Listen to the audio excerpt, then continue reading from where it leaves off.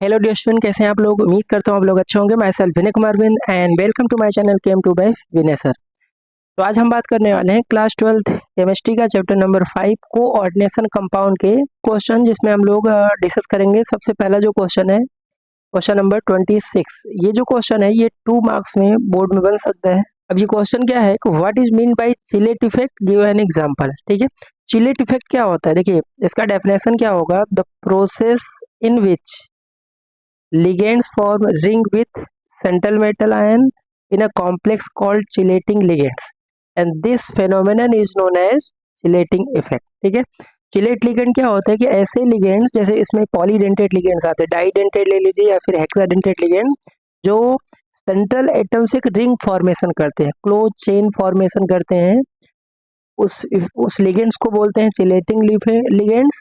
इस फेनोमेनन को बोलते हैं चिलेटिंग इफेक्ट। फॉर एग्जांपल, जैसे मैंने एक कॉम्प्लेक्स लिया है NI, और EN जो है एक डाइडेंटेड लिगेंड्स होता है ना, इसका पूरा नाम है इथेन 1,2 डाई अमाइन। अब इसमें इसका कोऑर्डिनेशन नंबर कितना है, देखिए ये डाइडेंटेड है, इसका जो कोऑर्डिनेशन नंबर आएगा 6 आएगा, है ना, क्योंकि एक EN का मॉलिक्यूल 2 कोऑर्डिनेट बॉन्ड बनाएगा, 3 है, तो टोटल कितना आएगा 6, और इसका ऑक्टाहेड्रल ज्योमेट्री होगा। अब इसमें देखिए यहाँ पर ये जो रिंग फॉर्म हो रहा है सेंट्रल एटम से, कितने रिंग फॉर्म हो रहे हैं, एक इधर, दूसरा इधर और तीसरा इधर। ये जो रिंग फॉर्मेशन होता है इसी को बोलते हैं चिलेटिंग इफेक्ट। अगर आपको इसमें इसकी डेंटिसिटी पूछे तो डेंसिटी कितना हो जाएगा 3, ऐसा भी MCQ क्वेश्चन बन सकता है। ओके, तो आसान सा 2 मार्क्स का क्वेश्चन था, या फिर यहाँ से MCQ कुछ बन सकते हैं, तो इसको ध्यान रखिएगा। नेक्स्ट जो क्वेश्चन है क्वेश्चन नंबर 27, है ना।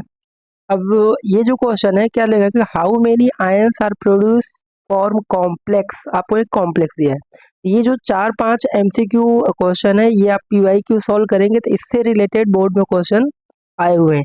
इन जितने भी 3-4 MCQ उनको बहुत ध्यान से देखिए। इसमें आपको आयंस बताना है। तो अगर मैं कॉम्प्लेक्स की बात करूं, कॉम्प्लेक्स में सेंट्रल एटम कौन है, कोबाल्ट है। उसके बाद यहाँ पर है NH3, कितने हैं 6 लिगेंड्स हैं, और काउंटर आयन कितने हैं, क्लोरीन। ठीक है, कभी भी जब कॉम्प्लेक्स आयन को हम आयोनाइज करते हैं, है ना, ये जो कोऑर्डिनेशन स्फीयर है ये कभी भी नहीं टूटता, ये पूरा ऐसे ही रहेगा। तो आपको देखना है काउंटर आयन। काउंटर आयन कौन है, क्लोरीन, और क्लोरीन पे चार्ज कितना होता है, -1।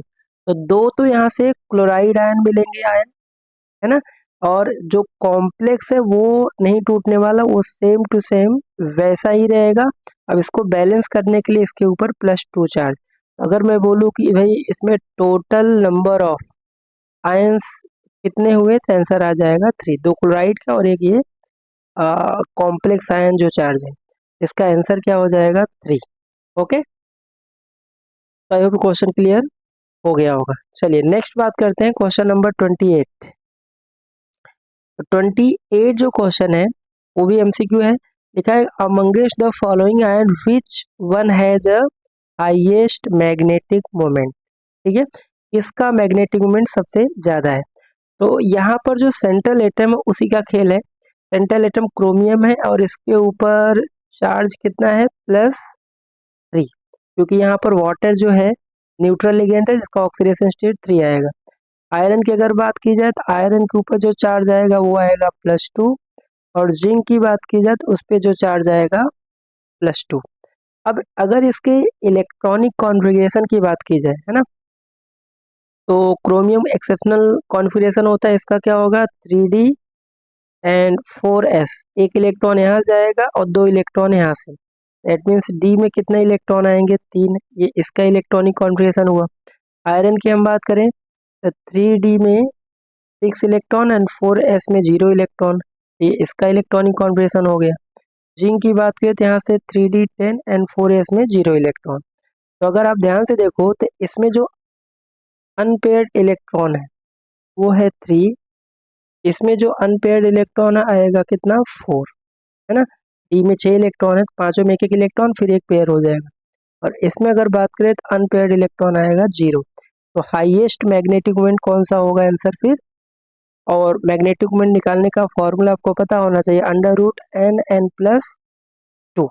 यहाँ पर n होता है अनपेयर्ड इलेक्ट्रॉन, मतलब n की वैल्यू जिसकी मैक्सिमम होगी उसका मैग्नेटिक मोमेंट भी क्या होगा, हाई होगा। इसके अकॉर्डिंग आंसर क्या हो जाएगा इसका, सेकेंड। ओके, चलिए नेक्स्ट जो 29 क्वेश्चन है, क्या दिया है, ऑक्सीडेशन नंबर ऑफ कोबाल्ट, आपको एक कंपाउंड कॉम्प्लेक्स दिया हुआ है। देखिए कैसे निकालते हैं, एक्स मान के, जिसका हमें निकालना है कोबाल्ट का निकालना है, एक्स मान लीजिए, पोटेशियम पे +1 चार्ज होता है, कोबाल्ट का एक्स मान लिया। कार्बोनाइल जो होता है वो न्यूट्रल लिगेंड्स होता है, इसके ऊपर कुछ पावर नहीं तो जीरो, यहाँ से एक्स की वैल्यू आ जाएगा -1, इसका ऑक्सीडेशन स्टेट हो जाएगा -1 और इसका आंसर क्या होगा, थर्ड। ओके,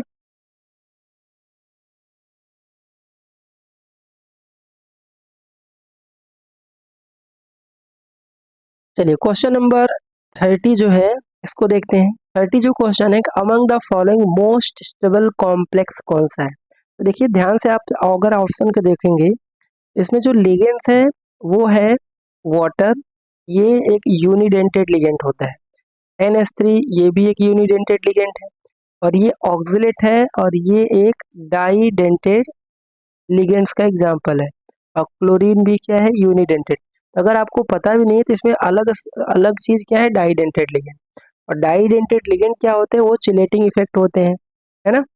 तो जिस कॉम्प्लेक्स में अगर कोई साइक्लिक रिंग, ऐसा लिगेंड है जो साइक्लिक रिंग सेंट्रल एटम से बना रहा है, तो उसकी स्टेबिलिटी सबसे ज्यादा होती है। तो इसका अगर मैं कॉन्सेप्ट लिखूँ तो ये ध्यान रखिए, ये बोर्ड में कई बार पूछा हुआ है, ठीक है। तो इसको हम लिख सकते हैं चिलेटिंग इफेक्ट। चिलेट इफेक्ट जिस कॉम्प्लेक्स में जितना ज़्यादा होगा तो वो डायरेक्टली प्रोपोर्शनल होता है स्टेबिलिटी ऑफ कॉम्प्लेक्स की। जिसमें जितना ज़्यादा, जिस ऑप्शन में आपको डाईडेंटेड या पॉलीडेंटेड लिगेंड, आप चिलेटिंग इफेक्ट कैसे पहचानोगे, जितने भी पॉलीडेंटेड लिगेंड्स आपको दिखें, अब पॉलीडेंटेड में डाईडेंटेड, ट्राईडेंटेड, हेक्साडेंटेड, ये सब आ जाएंगे। तो ये कहीं भी किसी भी ऑप्शन दिख जाए, समझ जाना उस कॉम्प्लेक्स की स्टेबिलिटी उतनी ज़्यादा है ना। नेक्स्ट हम बात करते हैं क्वेश्चन नंबर 31, लास्ट जो क्वेश्चन है कोऑर्डिनेशन कंपाउंड का, ये भी अच्छा क्वेश्चन है, थ्योरेटिकल है, तो इसको 2 मार्क्स में आ सकता है या फिर MCQ में ऐसे क्वेश्चन बन सकते हैं। ओके, देखते हैं यहाँ क्वेश्चन क्या है, what is the correct order of wavelength absorption in a visible region of following. यहाँ पर 3 कॉम्प्लेक्स दिया है, और इसमें जो सेंट्रल एटम है, ध्यान से देखो सभी निकल है, सेम है, लिगेंड जो है वो अलग अलग, इसमें नाइट्राइट है, इसमें अमाइन है लिगेंड्स ना, और इसमें जो लिगेंड्स है वो है वाटर। ध्यान से देखो, अगर स्ट्रेंथ ऑफ लिगेंड की बात करूं, स्ट्रेंथ ऑफ लिगेंड्स, तो स्ट्रेंथ ऑफ लिगेंड जो है सबसे ज़्यादा किसका है, नाइट्रो ग्रुप का है, उसके बाद आएगा NH3 का, और उसके बाद आएगा H2O का। ये मैंने लिगेंड्स का स्ट्रेंथ का ऑर्डर रखा। अब एब्जॉर्प्शन का ध्यान रखना है, सिंपल सा एक कॉन्सेप्ट होता है इसका। कॉन्सेप्ट क्या है कि strength of ligand, strength of ligands directly proportional to splitting.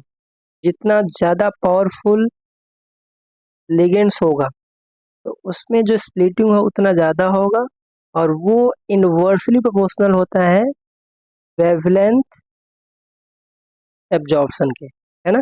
यही इसका कॉन्सेप्ट है। तो अगर स्ट्रेंथ का लिगेंड है तो इसका जस्ट अपोजिट हो जाएगा वेवलेंथ का जो एब्जॉर्प्शन का ऑर्डर है। तो इसका जो final answer, order of wavelength of absorption, वो क्या हो जाएगा, सबसे ज़्यादा होगा वाटर वाले का, तो NH2O जो 6 है इसका सबसे पावरफुल होगा क्योंकि वीक लिगेंड है। उसके बाद आएगा किसका, अमोनिया जो लिगेंड्स है ना। और सबसे कम किसका होगा, जिसमें सबसे स्ट्रॉन्गेस्ट लिगेंड्स है ना। तो ये इसका करेक्ट आंसर है।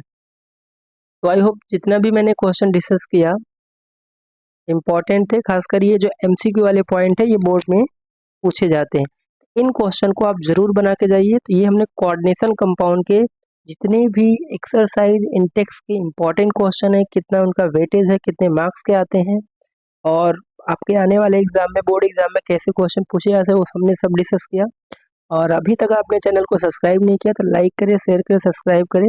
मिलते हैं नेक्स्ट वीडियो लेक्चर में। Thank you.